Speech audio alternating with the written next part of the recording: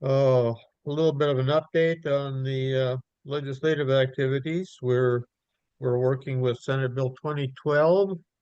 There's some very good funding that's now in the DOT budget for townships.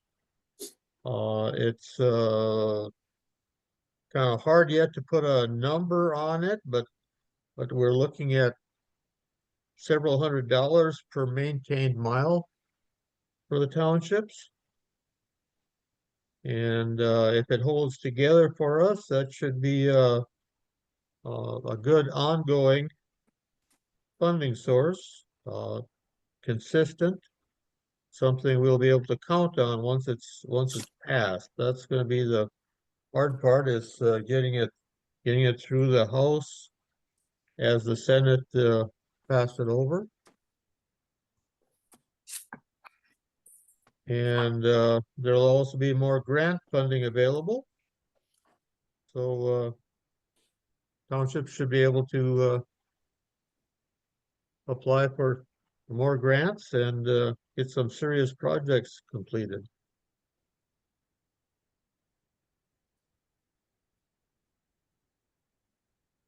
Any questions on Senate Bill 2012 and township funding? Do we anticipate any challenges to 2012? It passed the Senate 47-0.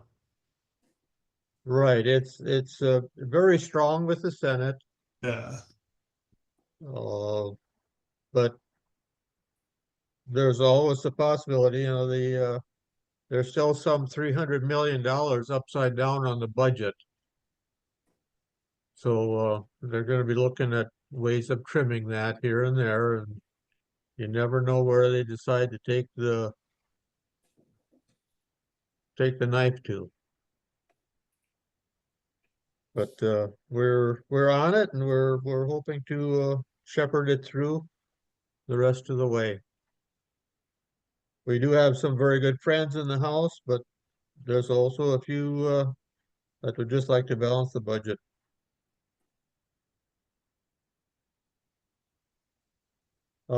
Property tax. This is the week for the property tax bills that were passed over from the House. They're all going through the Senate Tax Committee this week.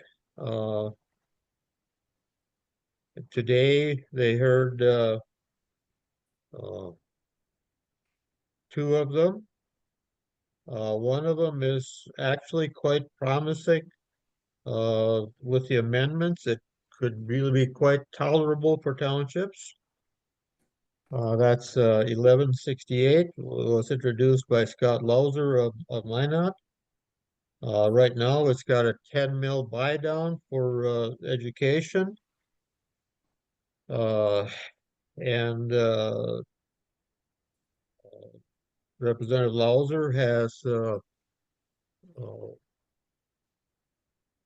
brought it in with some proposed amendments.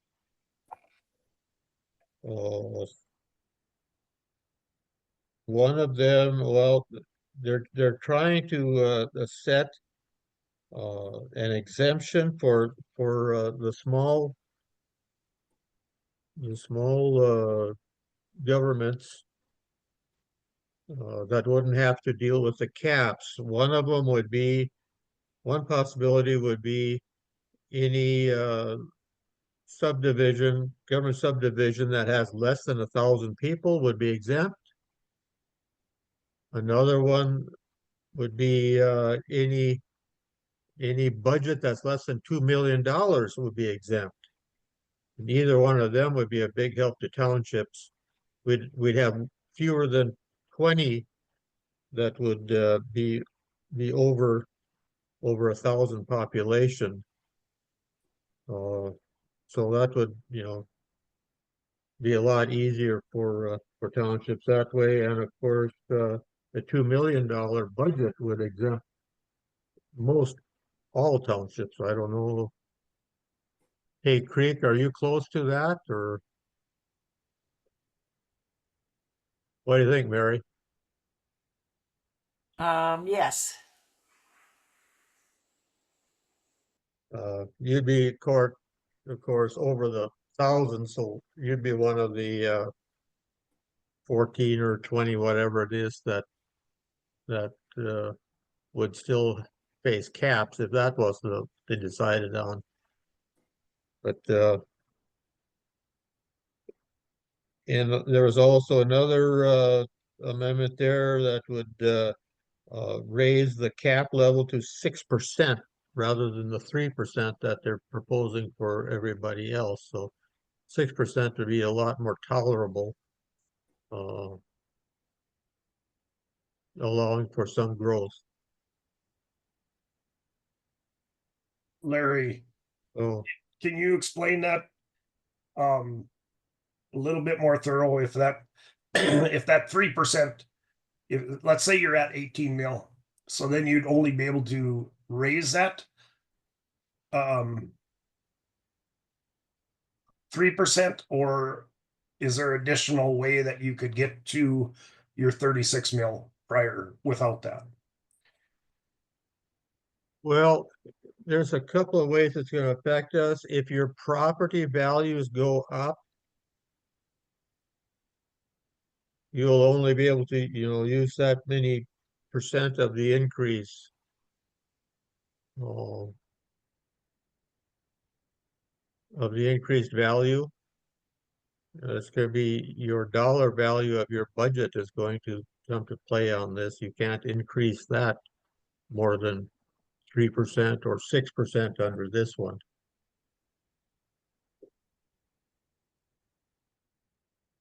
So uh, I also uh, today I brought in information for them about the way townships handle elections, that our annual meeting is actually an election. So we should actually be exempt from their limitations because it's already our budget is already the product of an election. Whereas a city or county, uh, there the board proposes a budget and basically ramrods it through. In a township, the the electors have a voice in setting the budget, and they have to approve it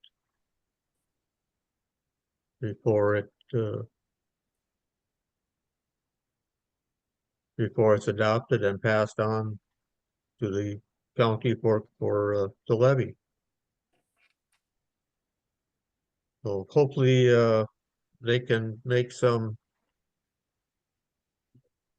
to amend these bills to recognize the unique way that township government uh, sets the budget.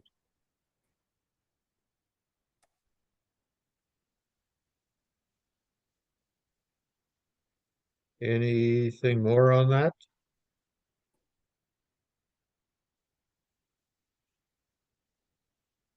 Okay, well, we also have coming up this week, House Bill 1015, the budget for the Office of Management and Budget.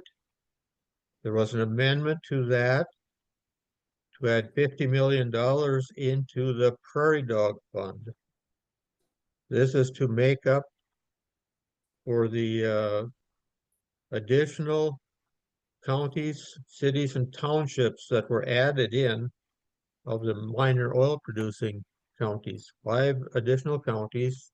I think it's like 27 cities. And I don't recall how many townships more will be added because they are in counties that produce more than $5 million worth of taxes, but they produce less than $10 million or 10 million barrels of oil per year. So they're going to change the way that that defines what is an oil producing county. Yeah, Larry, it turns out to be about 187 townships. Yeah, that'd be about right. Now, that bill was also is also being heard this week, and the that's 2397, the bill to change the definition of oil counties. And the discussion there was perhaps that threshold should be raised to 15 million barrels per year to make sure that Divide County doesn't slip off again. Because the four major producers are so far above that. The next lowest one of the four major producers is like 80 million barrels per year. So they're quite a good ways above. So this be fortunate that the townships up in Burke and Divide and Bowman will get a little will be able to get the funding that the rest of us are getting. Because what they get out of the oil and gas is pretty negligible.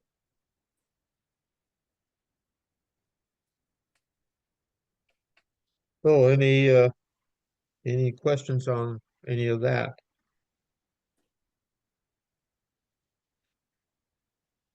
Okay, a major challenge we got this week is our bill to establish a procedure for a township to recover its zoning authority from the county.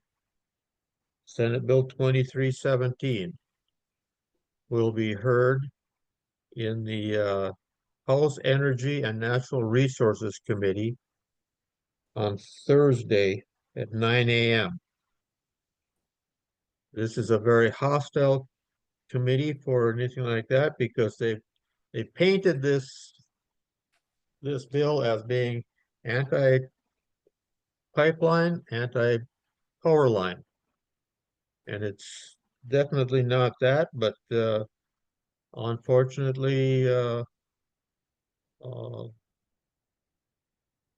it would serve that purpose in their view. So they have put it in this committee. It's chaired by Representative Todd Porter of Mandan, who definitely hates townships. It's a result of a 20-year-long feud between us. So, and the rest of the committee is all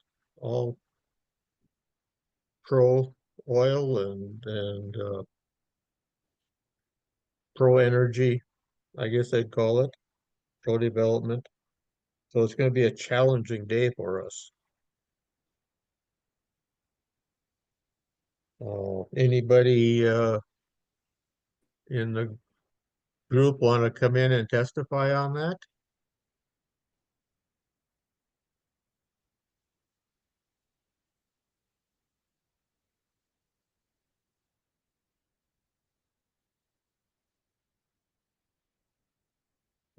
In the morning, I'm going to be speaking at the Burley County Township Officers meeting, and I'll hopefully find some townships there that will come in and give us some support on that. Larry, could you explain a little bit more about the struggle and tell us a little bit more about that Senate bill as far as how someone can testify and what you need? Okay, as the law stands right now, a township that has given up its zoning authority to the county can get it back through a joint powers agreement with the county. But that would require that the county commission be receptive to it and enter into that joint powers agreement. Well, we've got townships, especially in Burley County, that have tried to do that repeatedly, and the county will not enter into a joint powers agreement for them. So 2317 would set up this a process where if the township went through the work of developing a comprehensive plan, develop a zoning ordinance,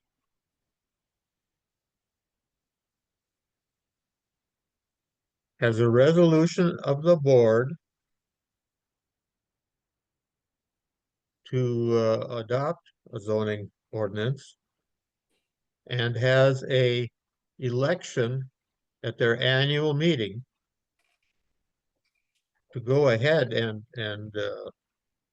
establish a zoning ordinance, that the county would have to give them their authority back.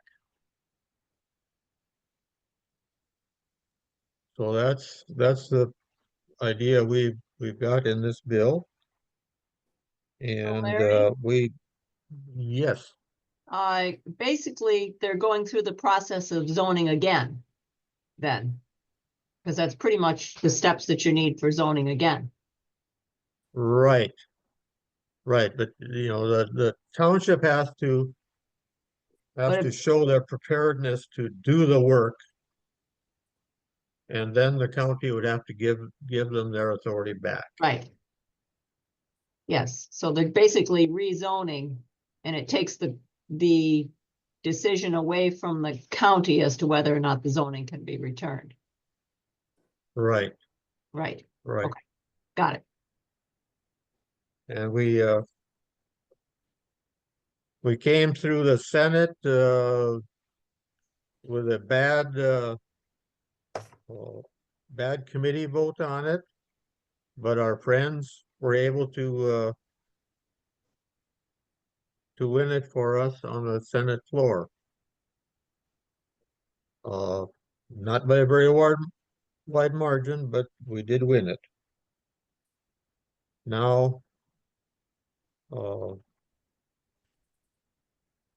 leadership of the House is trying to stack the deck against us.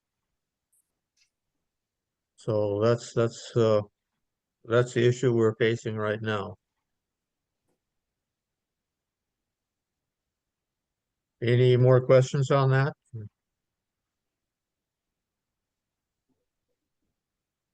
I was curious, was there a case or precedent that brought this forward, or was it just the feeling that there was a real need for that separate ordinance for townships? How did it start, or?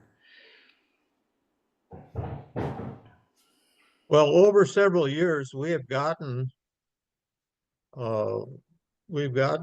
complaints from townships here and there across the state, but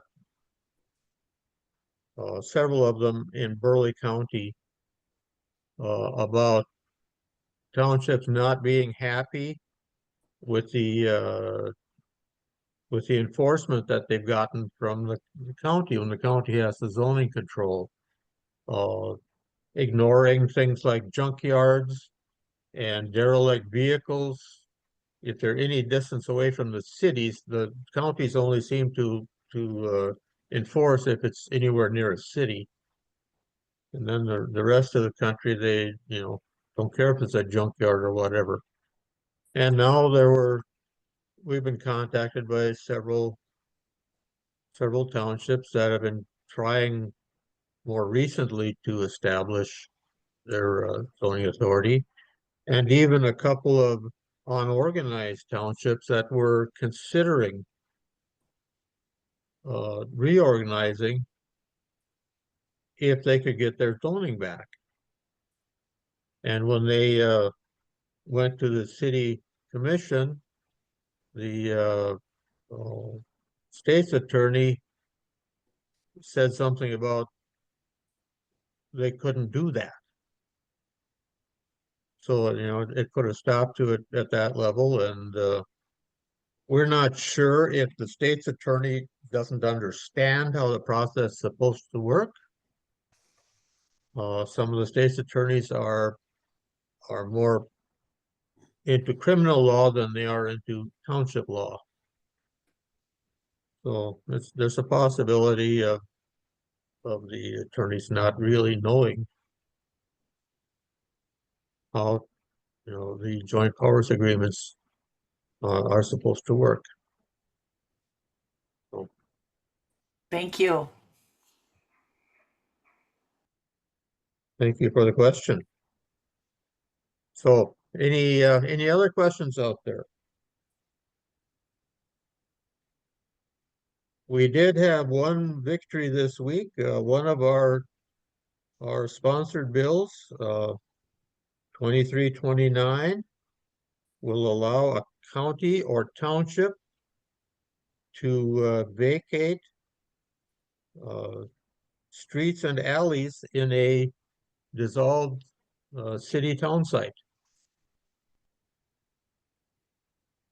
We have, across the state, there are a lot of these little things that used to be cities, and the city's basically gone, just a couple of buildings here and there, but on the map and on the titles of the property are these streets that were dedicated public use years ago, and the way the law was written, once the city dissolved, there was no power on earth that could vacate those streets and alleys. So we now got it changed so that a county or township can vacate those and return them to private property. We have another bill pending. That's the one that would allow township officers to do on-site inspections without being a open meetings violation. You can go out and check your roads because townships don't have a highway department, engineer or whatever to go out and look at things and report back to the board. That one has not been scheduled for its hearing in the Senate. It will be in the Senate State and Local Governments Committee, which can be a little bit biased against townships too. Much the same as the House Energy and Natural Resources Committee is. The chairman is not very sympathetic.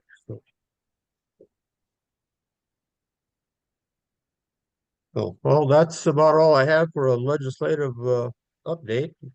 Anybody have any other questions, any other topics? So,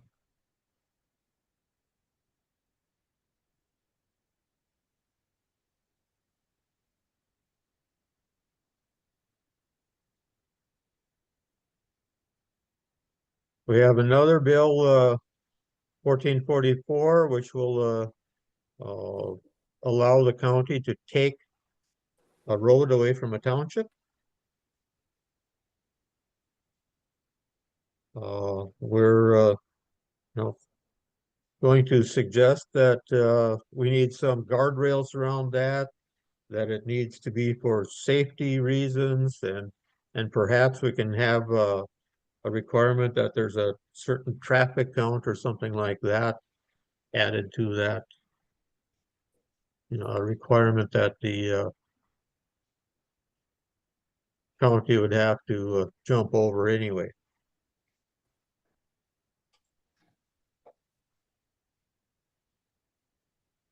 We also have House Bill 1258, which would allow the Public Service Commission to cite all power energy facilities, power lines, whatever, and basically take the most of the authority away from the township. So we're also trying to oppose that. And of course, the decks are stacked against us, but we do have friends that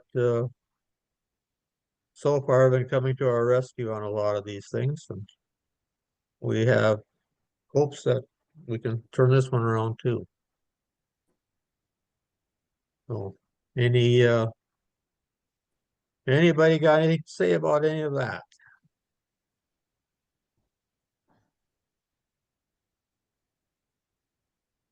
Larry, on that traffic count, is there any idea of what they would be? I mean, if that is able to be amended somehow, what kind of numbers would be looked at for that road to be considered? Has there been thought on that, or?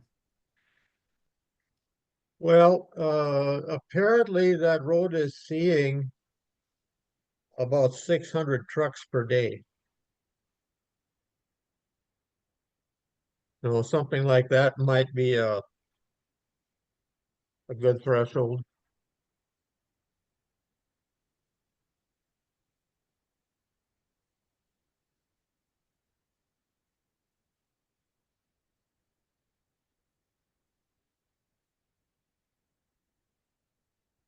Uh, one of the things is there are townships in the state that have been trying to get the county to take over roads because they just cannot handle them. Like uh, a road in Cass County that sees Fargo level traffic, and they've been trying to get the county to take that over, and the county so far has been ignoring or avoiding that. So we'd kind of like to see that, become a two-way street. Pardon the pun.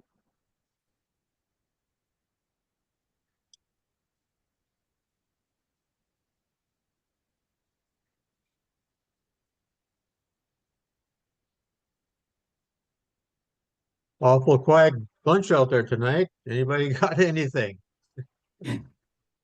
Are there any questions on the upcoming annual meetings that townships are going to be holding, or maybe some have already held them already?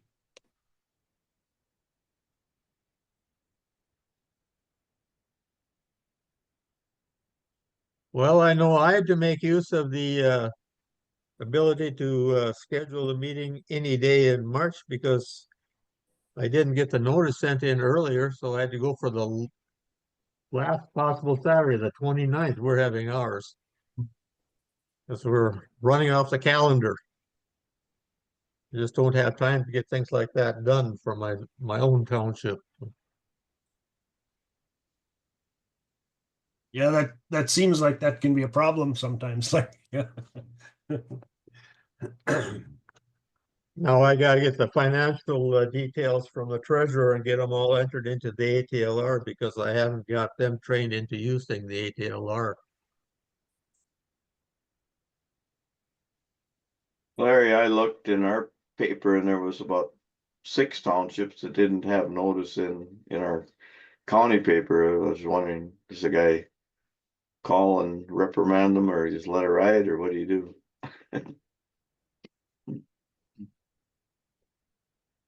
Well, I suppose this next week they'll have to be in if they're gonna have it. I thought I'd wait till this next weekend. If the Harvey Wells County paper comes out on Saturday, so it's, but they still got a little time, but I made a checklist and there was some that didn't have their notices.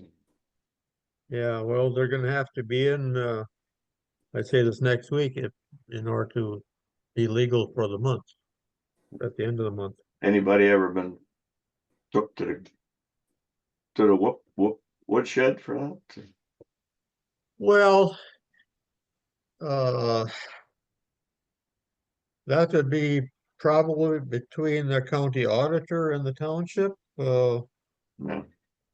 The county auditor might refuse, their actions.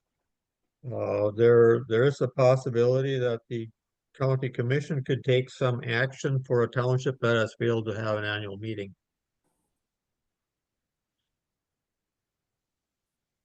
We had a zoning meeting tonight, that's why I was late getting in on this one, but they were talking about setbacks on grain bins and setbacks on wind towers, and then also, I said, we don't have anything about data farms, and, maybe we should have something. That was kind of the main three topics that came up there. If other townships got problems like that. Yeah, well, the data farms are popping up, here and there all over. Anywhere they can possibly get, a heavy Oh, power line. It takes a lot of power for these things.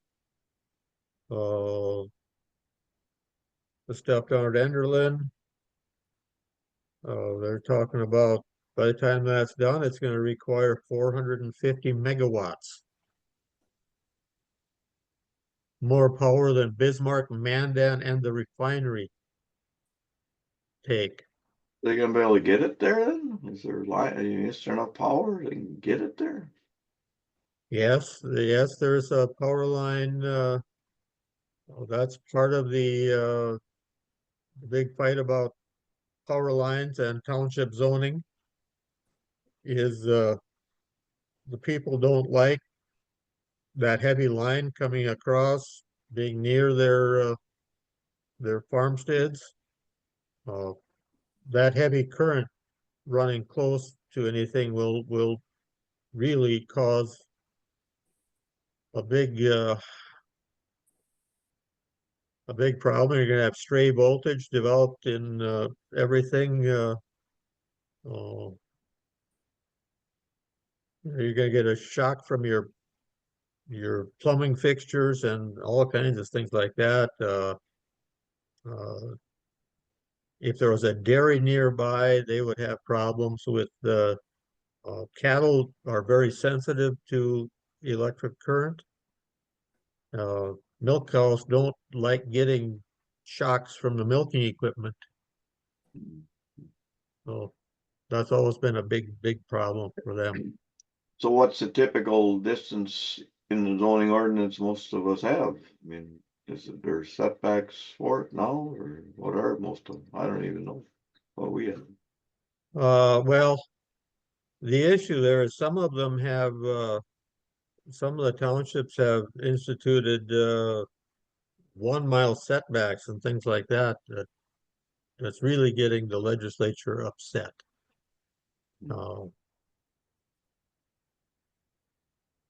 Townships are going to have to really be, going to have to try to be very reasonable with their setbacks, or we're going to lose zoning authority. That's the way I Well, see it. that's an ugly reality, but that's reality. Because the So what is legislature is, what is a reasonable number to expect it to be away from a farmstead? I do not know. I don't have the science behind me, but hopefully the Public Service Commission can uh, give a little guidance on that. Oh,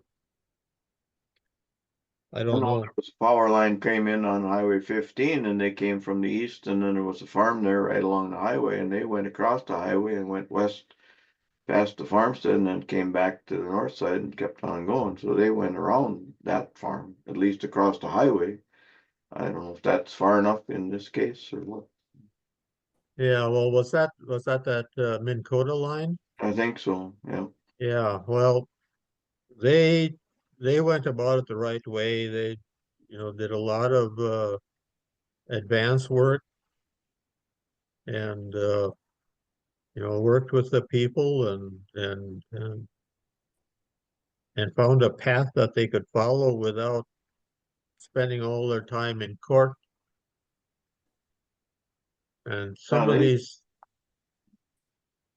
some of put these developers come in just try to push their way through, and that's where they run into trouble.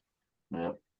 Well, they put some big heavy poles when they go a 90-degree turn. That takes quite a pole to take that, and then they put another one in, and they go, and then there's 4 heavy poles involved with that little jog. And they're not cheap, I'm sure. Well, none of that stuff is cheap, but I guess it's probably cheaper than hiring lawyers Well, you for would think so. every mile. Well, they didn't go around everybody, that's for sure. They went right over top of a lot of them here in Grand Forks. Okay. So, That was that big transmission line, I suppose. yeah, that Senator Grand Forks line, yeah. Comes from all the way out west. Yep.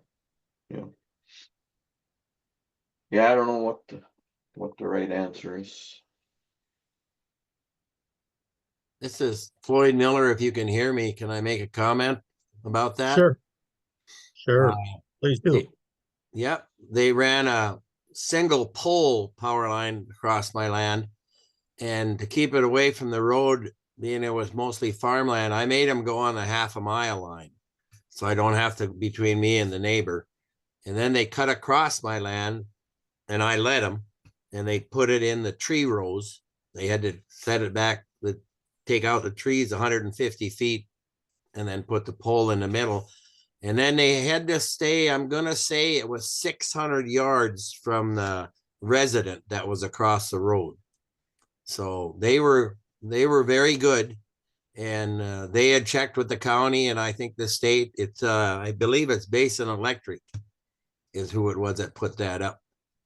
Because I got a gas plant right next to me, and then Basin Electric putting up 2 different things. I can't remember what it is. And now I even have solar people wanting to rent my land for solar panels, but that hasn't happened yet. So they are working on setbacks, and they were good. So Good. Well, hopefully things will work out in a reasonable manner and we can have a little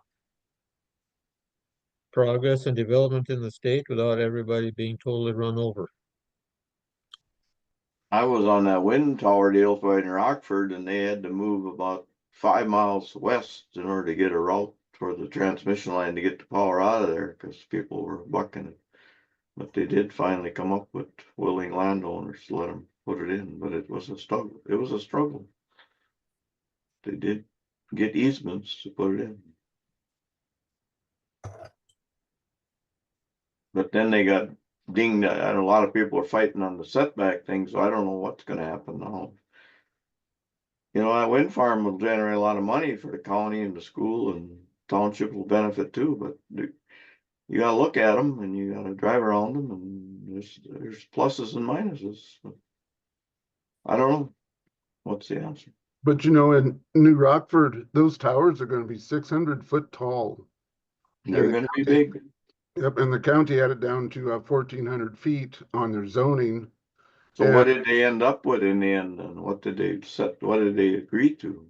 Well, the state says 3 times the height. Did that put it further then, or what did that end up being? Well, they gotta have another zoning meeting with the county, because the county's wrong, so there gotta be a minimum of 1,800 feet, 3 times the height. Oh, okay. And actually, we had 2 townships that did take their zoning back. They got control of their zoning, and they did make it a 1 mile setback, with the exception that they can go out here and work with the farmstead, the owners, the rural landowners, and move it closer. But then, they can make a deal with them, pay them partial tower to put them closer to their house. So did that satisfy the landowners and the developer in the end? Yeah, actually, we haven't had any pushback on that one. You know, everyone passed it, and the wind company's actually been out there, went ahead and just rearranged them. They got a lot of land to work with. Yeah. Oh, that's good.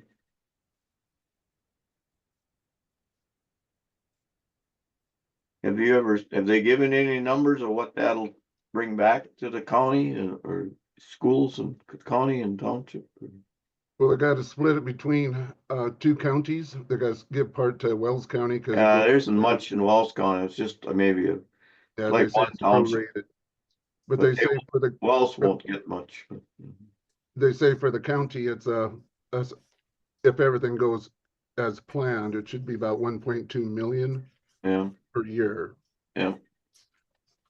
Does that stay for the many years then, or does that go down? Or how does that? I don't know. Plus, all I've heard is that it's whenever that wind farm is running, you know, that they get a portion of that for forever, I guess, just Okay. like the landowners.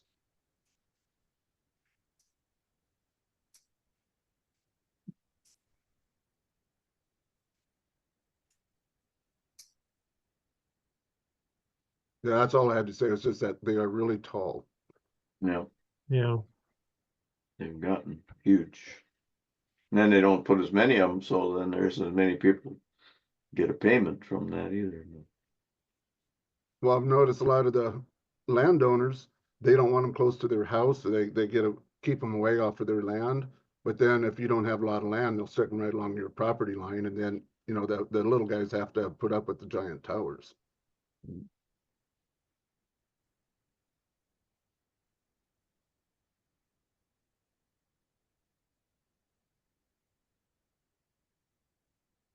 Okay, anybody got anything else to discuss here in the last 15 minutes? I missed the first part, Larry. Did you talk about property tax early on or? I did mention a little bit, was in the hearing today for 1168.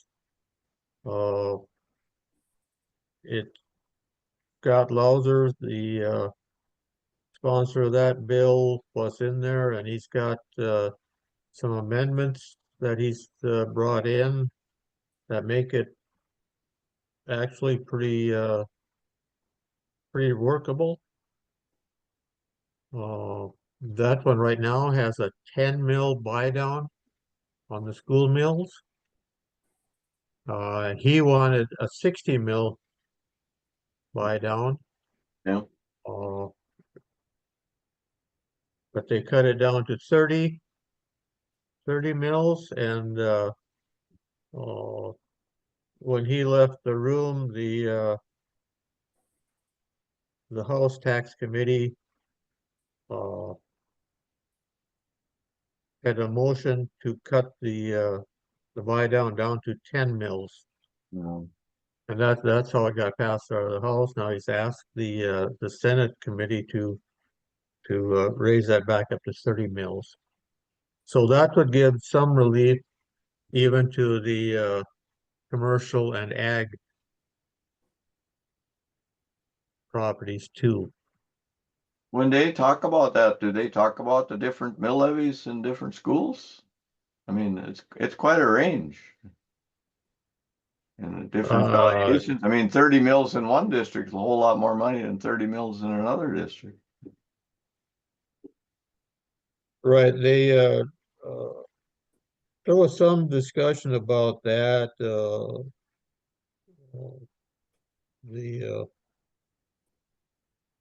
the school boards and were of course in there and testified on it. There was a lot of discussion about how the 60 mil requirement has been a struggle to maintain. See, when I You look might at our area, the Pheasant School District value at 20 million and Malik's at 10.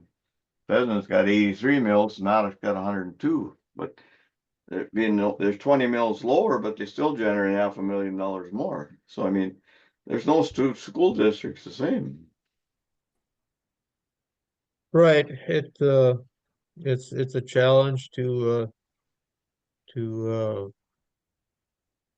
balance between the court order and fairness to the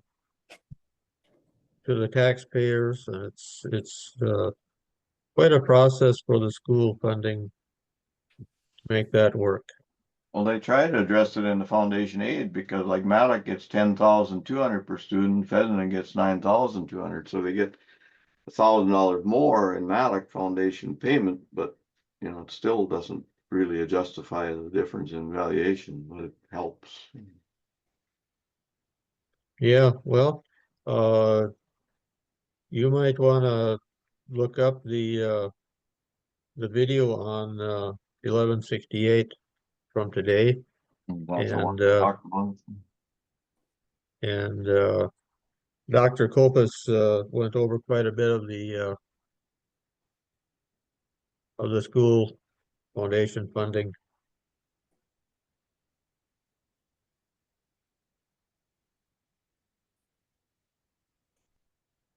I haven't been a real follower of that whole discussion.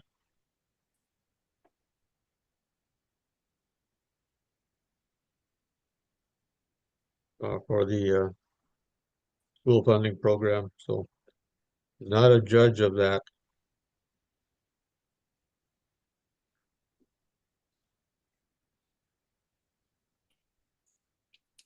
Julie, how's the ATLR help desk coming?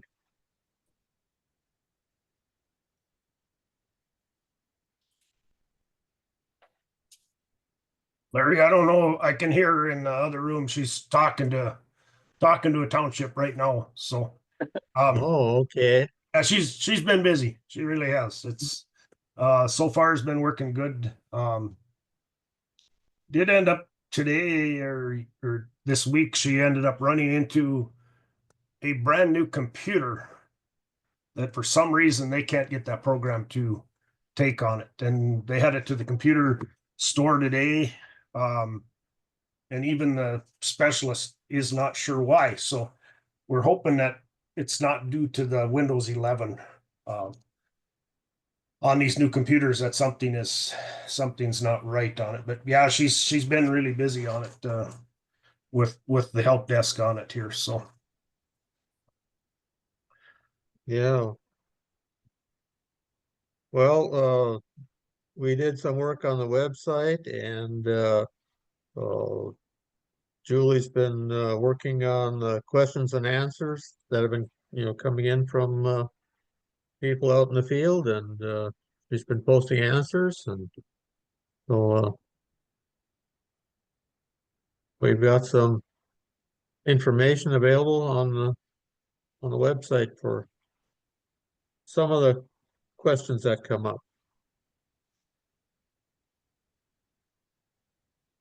seems like those that are just kind of getting started with the program, once they get it installed into their computer in such way, been very happy with the program. So we hopefully that goes continues on. And like I say, why this glitch on this one brand new computer with the program, we don't know what's going on with it. But working with Marty Visto right now on it, as well as the computer store. So hopefully we'll get answers, because that's going to happen to us, as some of these townships get purchasing new computers, where we are going to run into a few issues. That's what Marty always makes sure that he tries to stay on top of, and that's why all the updates that have happened in the past for the program, that is always to correct that issues that the newer computers are causing. So he thought he had everything. And who knows, it may be just something in this computer too that's faulty in it. So has to go back up again tomorrow, so. Yeah, well, there's the possibility of some malfunction there. Of course, Microsoft has been uh,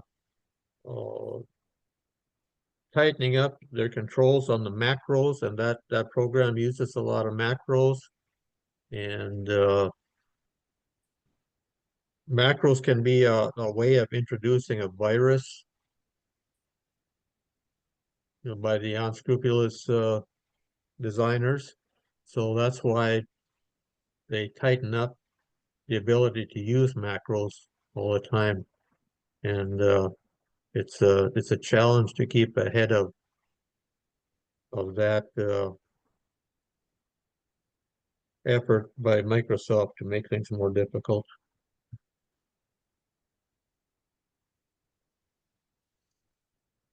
Any more questions out there?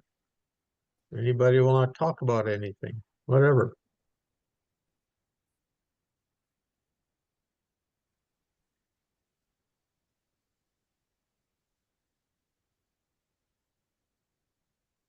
You're right, Larry. They're quite a bunch tonight.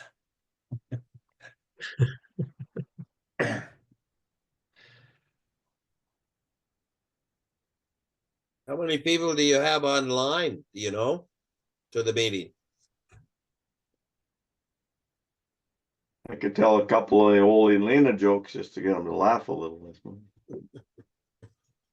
Yeah, we've got about 17 online.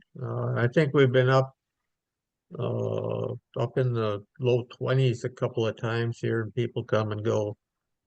Good. So I think our best nights we were up in 40 some a couple of months ago. I said earlier, we do have people that weren't going to be available tonight because they're having their township meetings tonight. I had one question, Larry. Yes, Mary. Burley County Highway Department had talked earlier, probably in January, about some delays on trying to come put together some project estimates because of the possibility of tariffs on oil. Have you heard anything, any problems, or have you heard anything about it causing any difficulties with paving for the season? There's a good one Well, for you. Go. well, most of us, the only time we have anything to do with paving is when we go out and drive on a county highway. So we just don't have any oil in our townships. So, but no, I haven't heard anything about an issue. Hasn't come up in any of the discussions I've been part of. But I can imagine that uh, if we're in a trade war with our neighbor to the north, it's not going to be real productive for the oil. Uh, I had an engineer so, mention to me that they were kind of waiting to see what might happen before they completely, you know, settled on prices for different projects for Hay Creek. And I think we've got it figured out now, but I put together a pretty extensive group of roads, gravel and asphalt, so, and with chip seal and lots of maintenance. yeah, of course, that really causes a lot of doubt for the construction season for this year. The timing right now, we don't know what's going to happen. So, yeah, not good. Hopefully they can get that resolved quickly.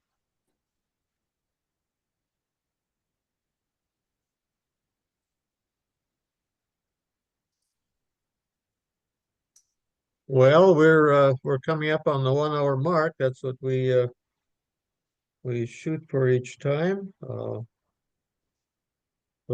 if anybody's got anything else, this is going to be kind of the last call here for the evening.